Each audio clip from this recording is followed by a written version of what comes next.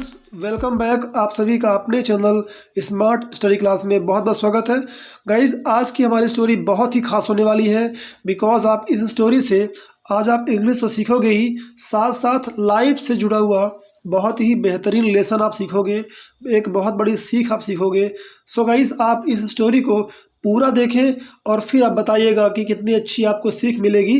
Right. So guys, please watch this video till the end so that you could learn the concept and new words of this story। तो देखिए, सबसे पहले title देखते हैं। Right, the jackal and the drum. Jackal अब बोलते हैं गीदड़ को। राइट, जैकल गीदड़ को, ड्रम यानी ढोल। तो ये एक जैकल और एक ड्रम ढोल की कहानी है गाइस। यहाँ पर इस स्टोरी में आपको इंग्लिश के साथ साथ उस लाइन का हिंदी अनुवाद भी मैंने ले रखा है, आपको कोई दिक्कत ना होगी समझने में। राइट, आप कंपेयर कर सकते हैं और हिंदी के साथ जो है आप स्टोरी को एंजॉय करेंगे और आप सारे वर्ड की जो है हिंदी जानोगे। आप एक एक वर्ड का आपको हिंदी का ट्रांसलेशन मिलेगा। सो गाइस, आपको समझने में बिल्कुल भी समस्या नहीं होगी। राइट, चलिए आगे बढ़ते हैं। वन डे, एक दिन, a jackal called Gomaya was very hungry. एक दिन क्या हुआ, गोमया नाम का एक गीदड़, राइट, वॉज वेरी हंग्री, वो बहुत भूखा था। हंग्री यानी भूखा। राइट, वॉज यानी था। And was wandering about in search of food. और वॉन्डरिंग यानी होता है इधर उधर भटकना। राइट, इधर उधर भटकना, अबाउट, ठीक है, उसी के साथ वॉन्डरिंग अबाउट यानी कि इधर उधर यहाँ वहाँ भटकना, इन सर्च ऑफ की खोज में, इन सर्च ऑफ यानी की खोज में, तो फूड की खोज में, भोजन की तलाश में वो यहाँ वहाँ घूम रहा था, भटक रहा था। नेक्स्ट देखिए, आफ्टर सम टाइम, कुछ समय बाद, आफ्टर यानी बाद में, राइट, सम टाइम कुछ समय बाद, he wandered out of the jungle he lived in, यानी ही वॉन्डर्ड आउट, वो घूमते घूमते क्या हो गया, बाहर चला गया। वॉन्डर्ड आउट, ठीक है, इधर उधर घूमते हुए बाहर चला गया। किसके बाहर, ऑफ द जंगल, उस जंगल के बाहर। ही लिव्ड इन, इन यानी में, जिसमें वो रहता था। लिव्ड, लिव्ड क्या है, लिव का सेकंड फॉर्म है। बेसिकली आप जानते हैं कि स्टोरी जो है पास्ट में रहती है। ठीक है, पास्ट में हम वर्ब के सेकंड फॉर्म पर यूज़ करते हैं, जिसका मतलब होता है ता था, ती थे, ते थे। ठीक है, रहता था, रहती थी, इस तरह से मीनिंग आता है। तो आप जान लें कि बेसिकली जो है इंग्लिश के जो वर्ब होते हैं उसका सेकंड फॉर्म यूज़ करते हैं, या फिर वॉज वर्ब का यूज होता है। ठीक है, वॉज वर्ब का यूज होता है, या फिर हैड का यूज होता है। राइट, हैड का। तो बेसिकली यदि आप ये वर्ड का मीनिंग पता होता है, ठीक है, तो आप स्टोरी को, किसी भी कहानी को आप बेहतरीन तरीके से समझ पाते हैं। तो चलिए हम इनके बारे में बताते भी रहते हैं। राइट, नेक्स्ट आगे देखते हैं। And he reached a deserted battle field. He reached यानी वो पहुंचा, डेजर्टेड मतलब क्या, सुनसान। डेजर्ट का मतलब रेगिस्तान भी होता है और डेजर्टेड मतलब भी सुनसान होता है, कि सुनसान जगह है। जैसे जैसे रेगिस्तान नहीं होता, बिल्कुल सुनसान होता है, वहाँ कोई जानवर नहीं और पेड़ पौधे नहीं, तो इसलिए इसका जो मतलब होता है डेजर्ट का, सुनसान भी होता है। बैटल फील्ड यानी होता है रणभूमि। बैटल मीन्स होता है युद्ध, फील्ड यानी कोई जगह या क्षेत्र, तो उसे हम युद्ध भूमि बोलते हैं या रणभूमि बोलते हैं।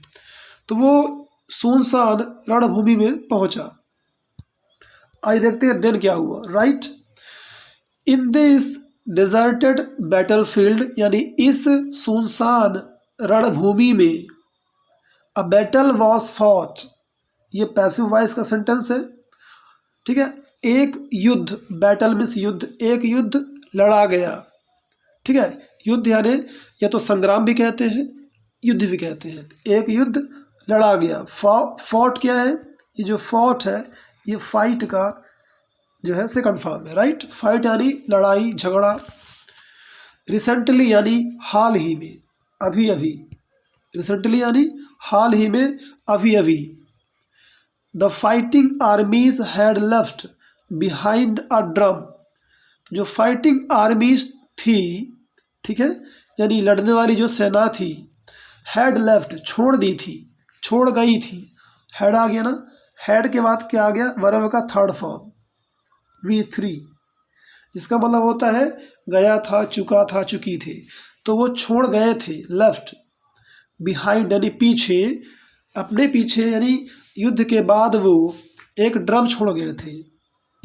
ठीक है, ड्रम का यूज़ करते हैं ना युद्ध में, है ना, मतलब जो है कोई अनाउंस करने के लिए, घोषणा करने के लिए ड्रम का यूज़ किया जाता है। Which was lying near a tree. Which यानी जो,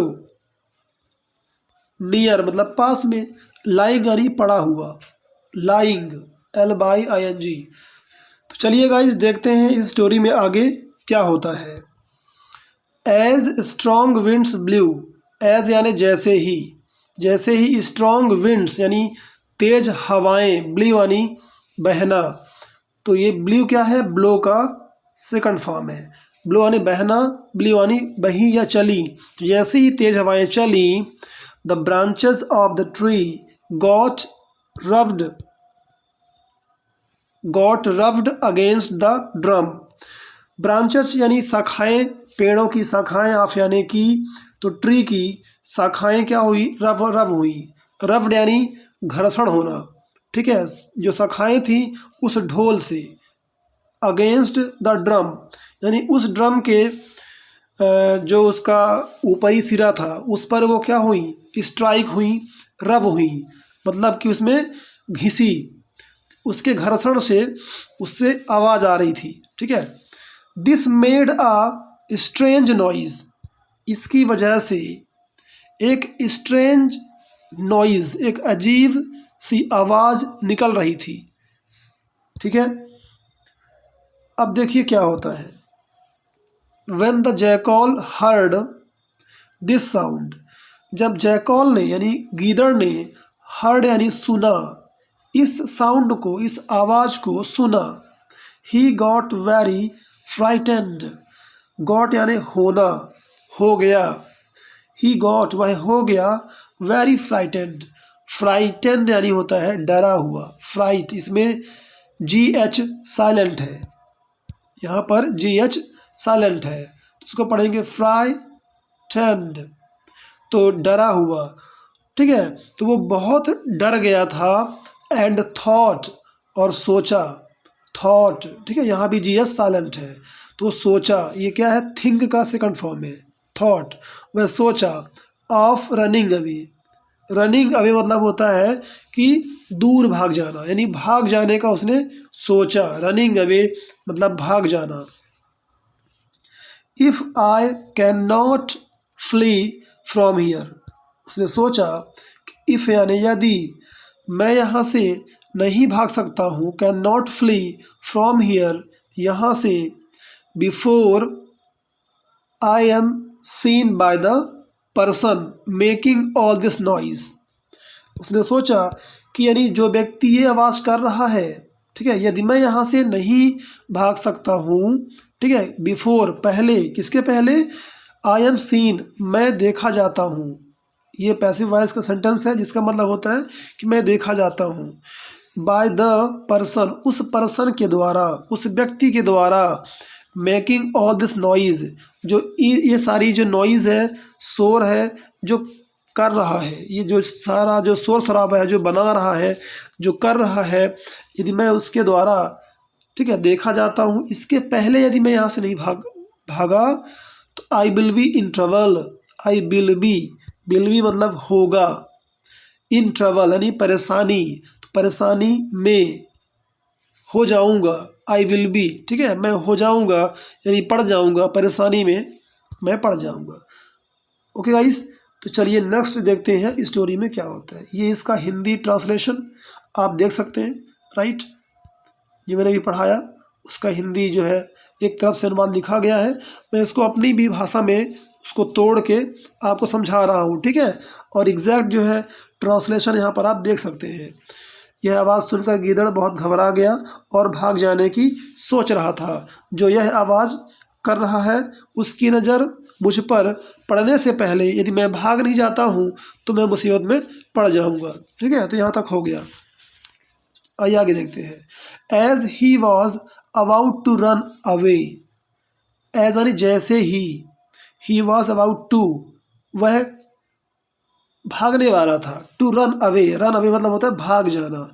जैसे ही वो भाग जाने वाला था, ठीक है, ही had a second thought, he had a second thought, उसके दिमाग में एक दूसरा विचार आया। सेकंड थॉट, उसके पास एक सेकंड थॉट था। ठीक है, जैसे मैं हैड के बारे में आपको बता रहा था कि हैड का भी यूज पास्ट में बहुत ज़्यादा करते हैं। तो हैड के बाद यदि किसी नाउन का प्रयोग होता है या किसी वस्तु या किसी व्यक्ति का नाम होता है तो वहाँ पर हैड का मतलब होता है पास था। क्या होता है, जो लोग जानते हैं अच्छी बात है, जो लोग नए हैं वो नोट कर सकते हैं। ठीक है, हैड यानी पास था, पास्ट में। ठीक है, कुछ भी हो सकता है। जैसे मेरे पास 2 कार थी, ठीक है, मेरे पास मोबाइल था, मेरे पास एक सेकंड थॉट था, दूसरा विचार था। तो वैसे ही had a second thought, thought यानी विचार, तो उसके पास एक दूसरा विचार था। It is unwise to run away, unwise यानी कि गैर बुद्धिमानी। जैसे वाइज यानी होता है बुद्धिमान, तो अनवाइज उसका क्या हो गया, अपोजिट हो गया, उल्टा हो गया। इट इज़ अनवाइज है ना, ये मतलब कि बुद्धिमानी नहीं है।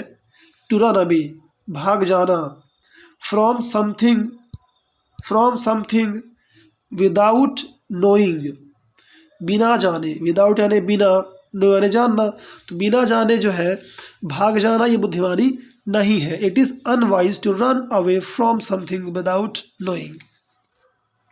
इंस्टेड, इंस्टेड यानी के बदले, के बजाय। I must be careful in finding out the source of this noise, source यानी स्रोत। आई मस्ट बी केयरफुल, मुझे मतलब केयरफुल होना चाहिए, मुझे चौकन्ना होना चाहिए। इन फाइंडिंग आउट, पाने में। ठीक है, फाइंड आउट यानी होता है तलाश करना या पाना या खोजना। The source of this noise, इस नॉइज़ का, इस शोर शराबे का जो स्रोत है उसको पाए बिना, ठीक है, मुझे भागना नहीं चाहिए। ये वो सोचता है, यानी ये इसके दिमाग में सेकंड थॉट था, ऐसा लगा, जो कि बुद्धिमानी है। राइट, ऐसा भी होता है हमारे जीवन में भी, कई बार समस्याएं आती हैं और हम लोग बिना समझे ही भाग खड़े होते हैं। ठीक है, हमें लगता है कि समस्याएं बहुत बड़ी हैं और हम टिक नहीं पाएंगे, तो बिना समझे ही हम क्विट कर देते हैं। हम अपनी जो काम है, जो हमारा लक्ष्य है, उससे हम दूर हट जाते हैं, जो कि सही नहीं है।